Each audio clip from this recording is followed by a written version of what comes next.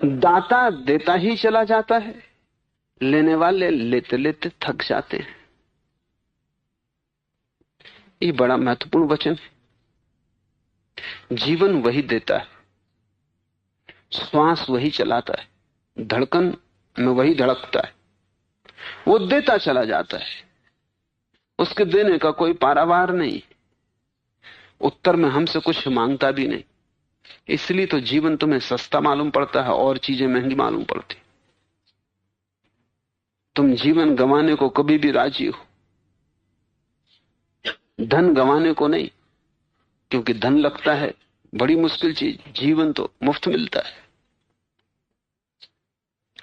वो तुम्हें जो भी दिया है मुफ्त है, उसके बदले में तुमने कुछ भी नहीं दिया है। और जिस दिन तुम्हें यह एहसास होना शुरू होगा कि जो भी मुझे मिला है उसमें मेरी पात्रता क्या है, अगर मैं न होता तो हर्ज क्या था।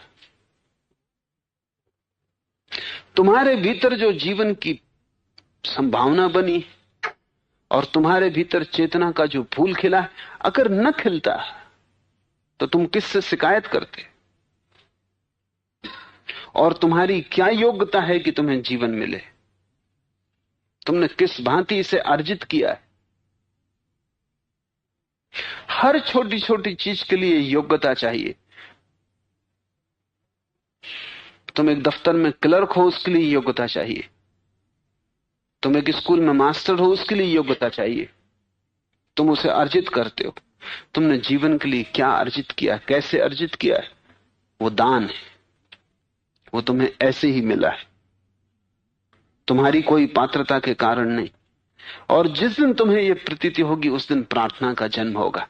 उस दिन तुम कहोगे, मैं क्या करूं, मैं कैसे धन्यभाग प्रकट करूं, मैं कैसे तेरे ऋण को चुकाऊं।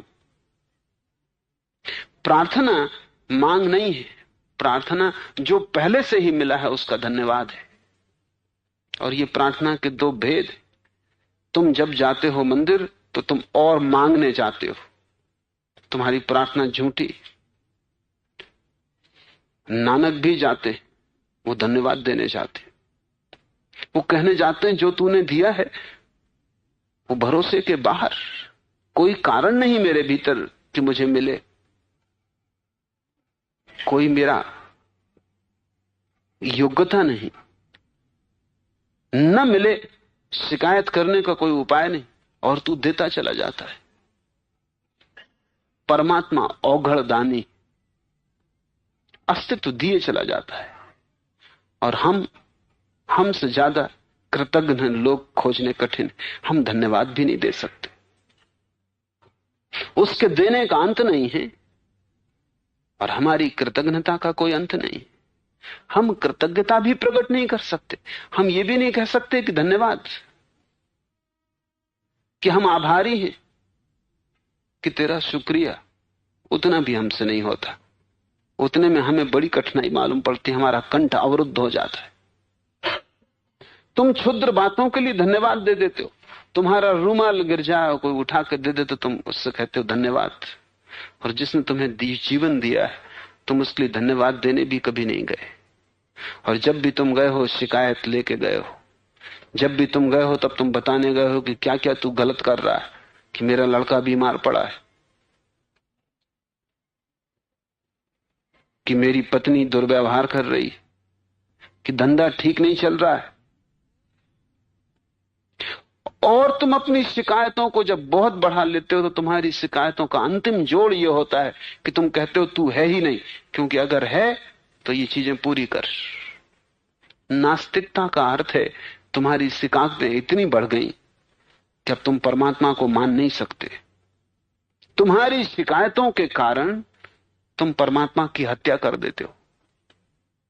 आस्तिकता का क्या अर्थ है?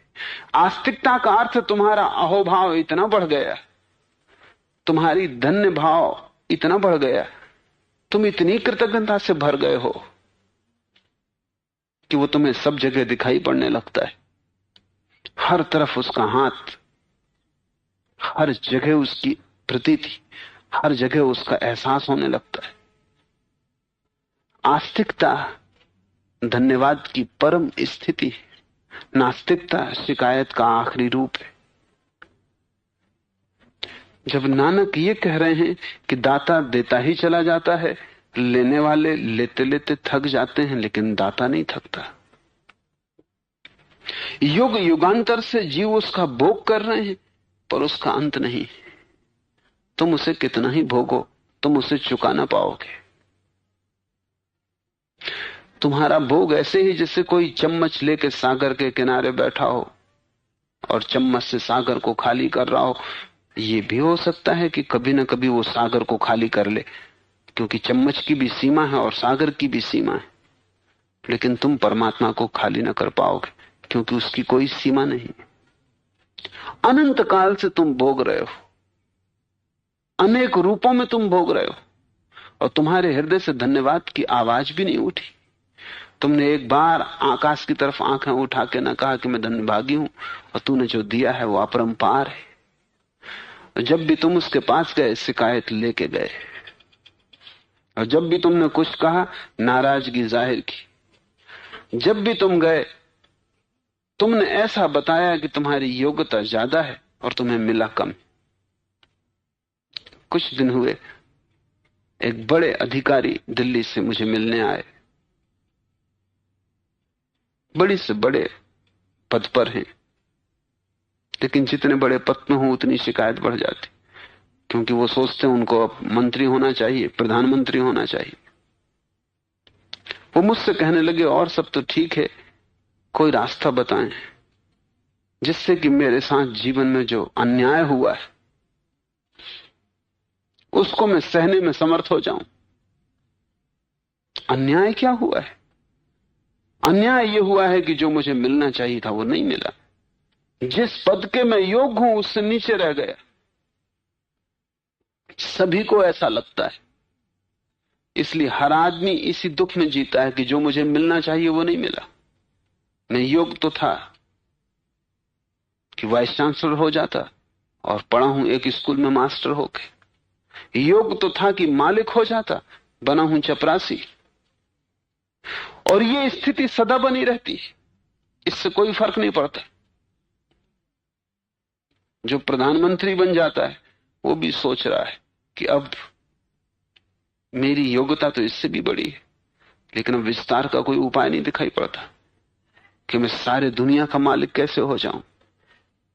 तुम सिकंदरों को तृप्त नहीं कर सकते, और सभी सिकंदर हैं, छोटे मोटे बड़े, लेकिन सभी सिकंदर हैं। सभी की बड़ी आकांक्षा है, और आकांक्षा तुमसे आगे जाती, तुम हमेशा पीछे रहते हो, और योग्यता तुम्हें सदा ज्यादा मालूम पड़ती।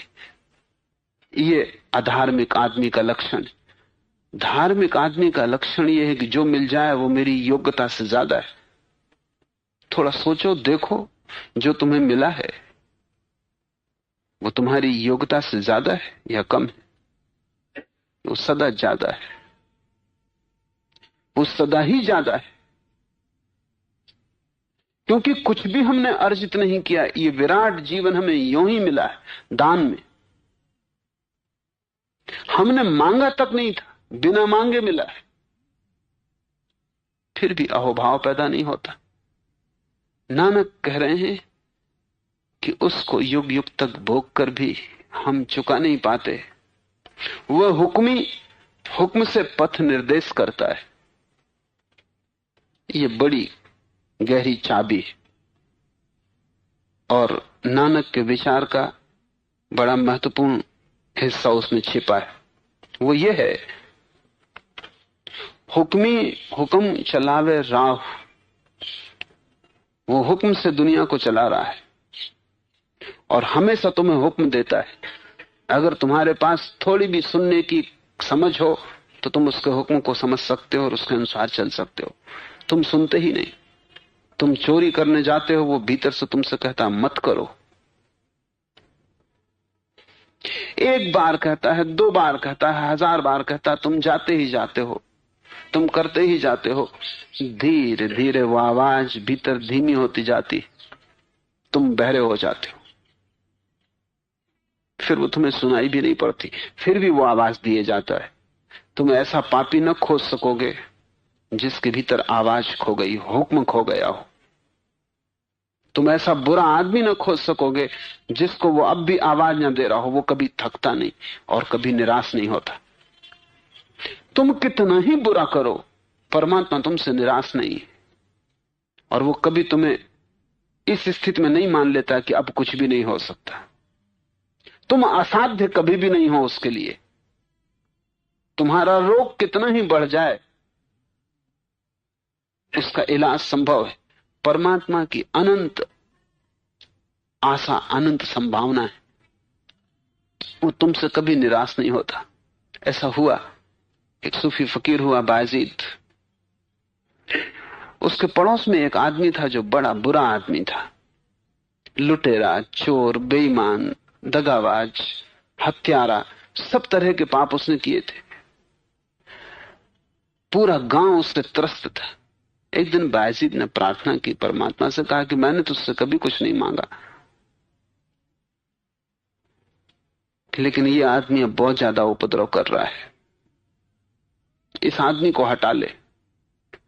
तो बायजीद ने भीतर से आवाज सुनी कि मैं उससे नहीं थका तो तू उससे क्यों थक गया है, और मुझे जब अभी उस पर भरोसा है तो तू भी भरोसा रख। कितने ही पाप तुमने किए हो, कितने ही जन्मों तक, परमात्मा को तुम थका नहीं सकते। न भोग कर चुका सकते हो, न पाप से थका सकते हो। वो अब भी आवाज दिए जाता है। वो कभी निराश नहीं होता। और अगर तुम जरा शांत होकर सुनो तो उसकी धीमी आवाज तुम्हें सुनाई पड़ेगी। और जब भी तुम कुछ करते हो, वो आवाज तुम्हें निर्देश देती है। नानक कह रहे हैं वह हुक्मी हुक्म से पथ निर्देश करता है, इसलिए तो वो उसको हुक्मी कह रहे हैं, क्योंकि उसका हुक्म आता है। तुम्हारे गहरे चेतन में छिपा हुआ जो अंतःकरण है, तुम्हारे गहरे हृदय में दबा हुआ जो अंतःकरण है, वो उसकी आवाज का यंत्र है। वहां से वो बोलता है। कुछ भी करने के पहले आंख बंद करके पहले उसकी आवाज सुन लेना, और अगर तुम उसकी आवाज के अनुसार चले तो तुम्हारे जीवन में आनंद की अपरंपार वर्षा होगी। अगर तुम उसके विपरीत चले तो तुम नरक अपने हाथ निर्मित कर लोगे। अगर तुमने आवाज ना सुनी, तुमने पीठ कर दी, तुम बड़ा खतरनाक कदम ले रहे हो। कुछ भी करने के पहले और कुछ भी निर्णायक करने के पहले आंख बंद करके उससे पूछ लेना। यही तो सारे ध्यान का सूत्र है कि पहले हम पूछेंगे, पहले हम हुक्म खोजेंगे, फिर हम चलेंगे। एक भी कदम हम बिना हुक्म के ना उठाएंगे।